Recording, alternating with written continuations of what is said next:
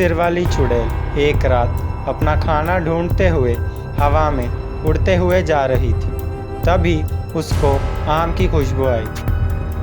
वाह, आम की खुशबू! कितने दिन हुए आम खाके, जल्द से जल्द जाके वो आम खाने हैं। ऐसा सोचने के बाद चुड़ैल आम से भरे हुए पेड़ के बाजू में जो घर था उसके ऊपर उतर गई और वहाँ जो कुत्ते थे वो लोग चुड़ैल को देख के भौंकने लगे।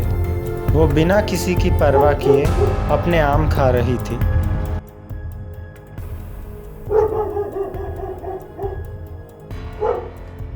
कुत्तों की भौंकने की आवाज़ सुन के वो घर के मालिक की बेटी लक्ष्मी दौड़ के वहाँ पे आई।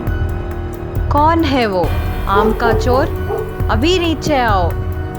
चुड़ैल को तब बहुत गुस्सा आया कि कौन उसे खाने के बीच में परेशान कर रहा था। तो उसने अपनी जादुई शक्ति का इस्तेमाल करके लक्ष्मी पे हमला किया और इस हमले की वजह से लक्ष्मी नीचे गिर गई। चुड़ैल एक और आम खा के वहाँ से उड़ के चले गई। इतने में वो घर के मालिक रामैया क्या हो रहा है कहकर बाहर आया।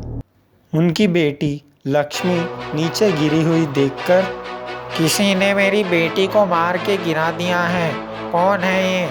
ऐसा कहकर वो चिल्लाने लगा। उसकी चिल्लाने की आवाज़ सुन के वही दूसरे तरफ से जाती हुई इच्छाधारी नागिन वहाँ पे आई। देखा आपने इच्छाधारी नागिन, कोई चोरों ने मेरी बेटी को मार के भाग गए यहाँ से। आप ही को मेरी रक्षा करनी होगी। इच्छाधारी नागिन ने अपने जादुई किरण लक्ष्मी पे डाले पर लक्ष्मी नहीं उठी। ये काम उसके बस की नहीं है सोच के इच्छाधारी नागिन ने नागराज को वहाँ पे बुलाया और तब नागराज वहाँ प्रकट हुए। फिर वो समझने लगे कि वहाँ क्या हुआ। इच्छाधारी नागिन लक्ष्मी को किसी बहुत ताकतवर शक्ति ने मारा है। वो मामूली जादू से अब नहीं उठेगी। अगर लक्ष्मी को उठाना है तो हमें डायनासोर्स जो खाते हैं वो जादुई जड़ को लाके उसकी खुशबू लक्ष्मी को सूंघाना होगा, तभी वो उठेगी। जितना भी मुश्किल हो मैं वो लेके आऊंगी, लेकिन कैसे जाना है मुझे बताओ।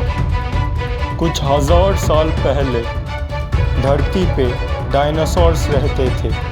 तुम्हें वो ज़माने में जाके जादुई जड़ को लाना है। मैं तुम्हें अभी वहाँ भेजता हूँ। जादुई जड़ के पास पूरी दुआ रहती है और वहाँ पे कुछ अजीब बिजली खड़कती रहती है। जल्दी जाके वो लेके आओ।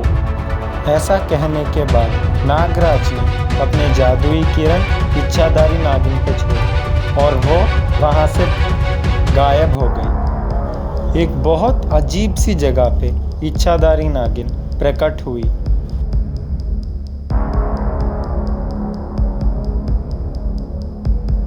और तभी दूर कहीं से एक डायनासोर भागते हुए इच्छाधारी नागिन की तरफ आ रही थी।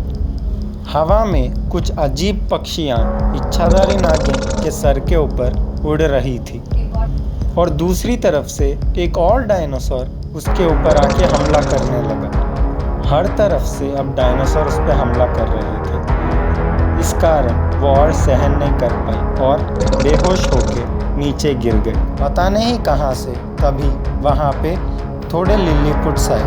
इच्छाधारी नागिन को उठा के उनके गाड़ी में रख के उनके नायक के पास लेके गए।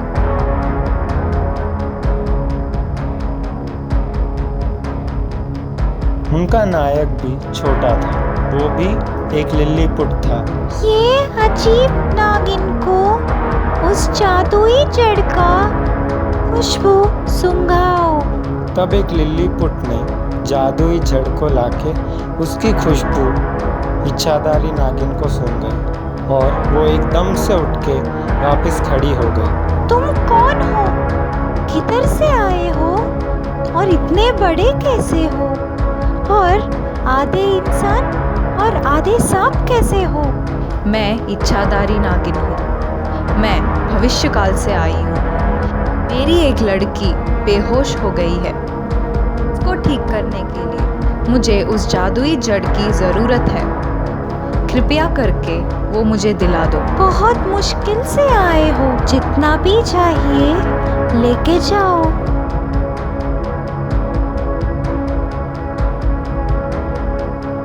ऐसा कहकर उन्होंने एक जड़ इच्छाधारी नागिन को दिया। तुम्हारे मदद के लिए बहुत शुक्रिया। ऐसा कहकर वो वहां से गायब हो गई। फिर वो भूलोक में प्रकट हुई।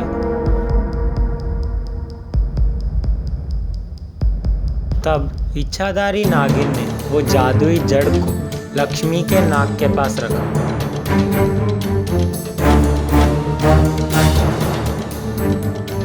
उसने वो खुशबू सूंघ के उठ के वापस खड़ी हो गई।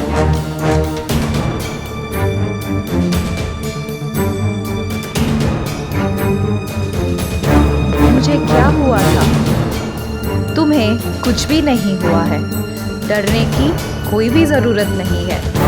आगे से ध्यान रखो। मेरे रहते हुए तुम्हें कोई भी मुश्किल नहीं होगा। कोई भी ज़रूरत हो मुझे बुलाओ। कहकर वो नागराज के साथ मिलकर हवा में उड़ते हुए चली गई।